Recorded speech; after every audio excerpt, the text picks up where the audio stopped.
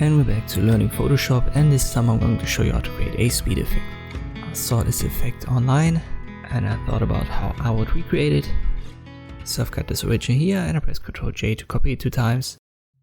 The second one I'm going to call blur, and the second copy is supposed to be the front of the train. Let's select the front layer first. We'll use the quick selection tool and then select the front part.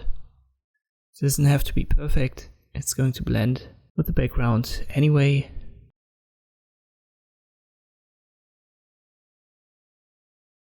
You can just left click and drag the quick selection tool and elements will be added to your selection, and if you hold Alt, this minus sign appears in the cursor, and then you can get rid of parts of the selection if you left click.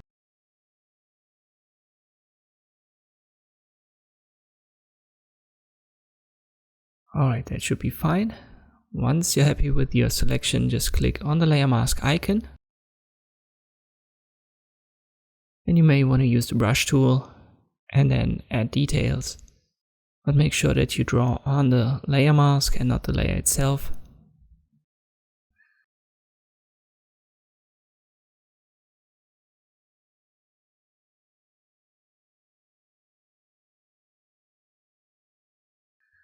Now I'll make it invisible and I go to blur layer, right click and convert it to smart object.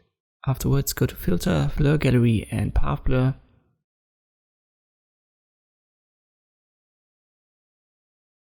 And you should have something like this. You can draw the start and the end point.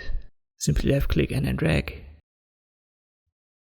And the rails of the train, they help us in finding a good position. If you want to start a new one, just left click and you can drag it. And if you want to end the path that you have created, just go to the end point and left click again.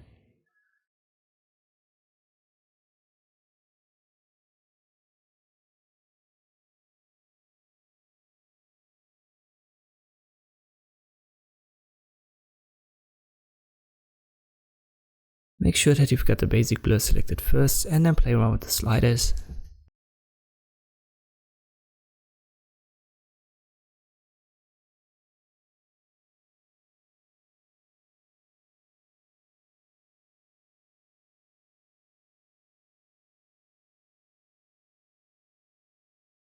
I've got centered blur checked. And for the endpoint speed, you can adjust it for each of the paths that you've created. So I've got the first one selected and you can see this red arrow on top of the blue one. This is the endpoint speed. And now it's on the second path. So just left click on it, select it, and then you can change it for the path specifically. Once you're happy with what you've got, just click on OK. It might take some time to process.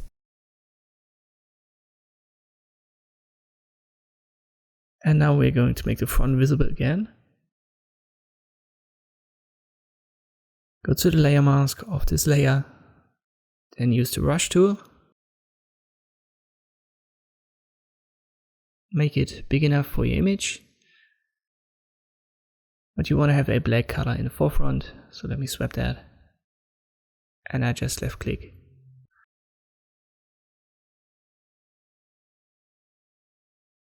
Then make it smaller and go down with the opacity up here.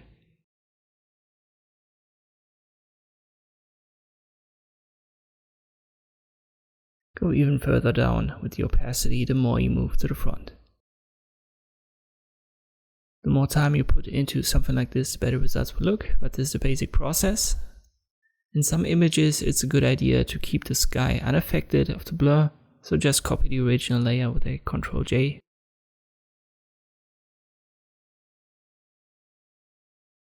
Put it to the top in the layer stacking order. Then give it a layer mask. Make it fully black. You can use the paint bucket tool for that. So just select it and left click. Now switch to the brush tool. Make white your foreground color.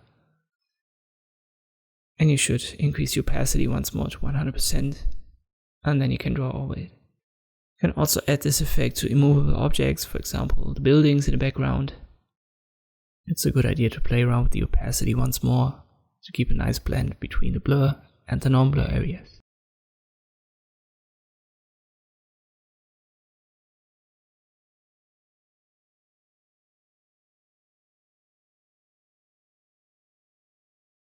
And this is the basic process. Once again, the more time you put in, the better results will look, but this is how you can achieve this speed blur effect in Photoshop. I hope this video was helpful, thanks for watching, and I'll see you next time.